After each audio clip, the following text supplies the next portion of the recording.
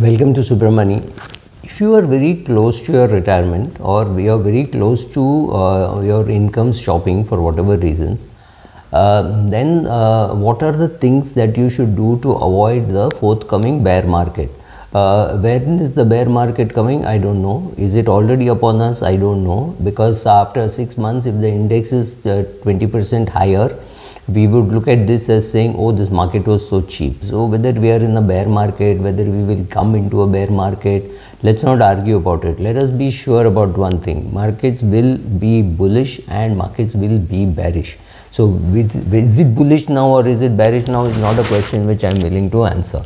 So what all should you do to be prepared for a bear market, or how to handle a bear market, when especially for those who are retired or who are about to retire. So if you're 52 years of age, if you're 50 plus, this is a very important video for you to see, assuming you're going to retire at 60. So anytime after 50 you should be prepared for retirement. So to prepare for retirement with your portfolio, look at some of the steps. First, find out what is your risk tolerance. Now this is a very delicate subject that I'm going to say. Your ability to take risk, your need to take risk, and your willingness to take risk, all three have to match, right? Don't think that there is only ability to take risk. Also, yes, do you need to take risk at all? What happens if you have reached a level where you know you have adequate money and need to take a risk is gone away? Then you may not want to take a risk. You may want to go on long vacations and not look at your portfolio for long periods of time. So that's not the way you handle trades. So then you don't trade, right? So then you call up your broker and say 7 days I will be out of reach, so don't do any trades. Whatever, you have to be careful. You have to understand whether you understand the need to take risk, the ability to take risk, and the willingness to take risk, right? All three have to coincide. That decides your risk tolerance level. For you think your risk tolerance should be here, but actually it ends up to be much lower, right? So it's perfectly possible that something like this could be happening. So find out, assess your risk tolerance. That is the most important thing. Risk tolerance, risk capacity, whatever you want to call it. Second, don't retire before you are really ready and before you really want to, because very many people, when they actually want a 3-week vacation, they think they want retirement. No, but retirement is a 30-year thing, right?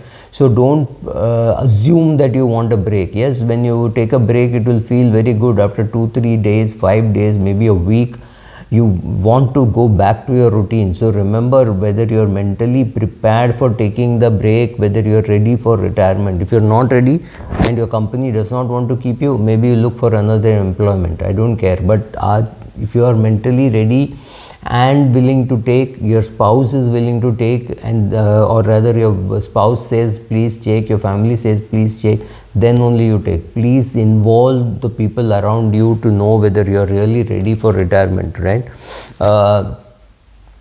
While in retirement, even assuming you have a financial advisor, you will have to understand asset allocation, you will have to understand bucket theory, you will have to understand from where you withdraw.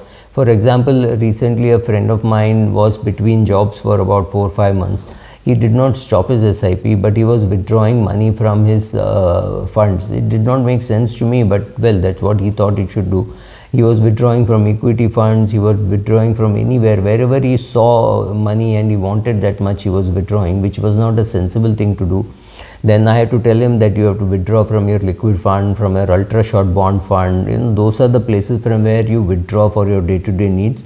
And afterwards you can replenish this, but don't withdraw from equity, especially during bad times. And you have money in lying in ultra short bond fund, right? So based on that, decide your asset allocation and how you're going to write your paycheck. How will you get it? Withdraw from bucket number 1 or bucket number 3, sell from bucket number 3, feed bucket number 1, all those things you have to do. Also understand that somewhere the need to take a risk may be going away. You're 60 years of age, you have sat with your financial advisor, he has calculated and said you require 2 crores. You actually have 15 crores or 16 crores. You're punching way below your weight. So it does not really matter whether you have put money in bank fixed deposits or wherever you can put, whatever you understand you can put, simply because your requirements are here and your total amount that you have is way ahead. So that gives you the confidence to do even a couple of mistakes you can afford to make, but obviously you should not make mistakes. But when the need to take risk goes away, just stop taking risk. I keep saying it's like you were running a race, you finished, the race is over, the winner has been announced, it could be you. Do you keep continuously running? You run for maybe 20 meters, 50 meters, and then you sit down, right? So similarly, the need to take risk, you check whether that is on, you check whether everybody else in your family wants that risk, right? So understand all that. When you are sitting and calculating how much money you require for retirement, take a very conservative figure of retirement withdrawal. Take 2% or 3%. Take some number, but don't assume that it will stick to that number. If inflation is higher, obviously the required money will be higher. So check out all this, and based on this you should take your retirement call. Thank you.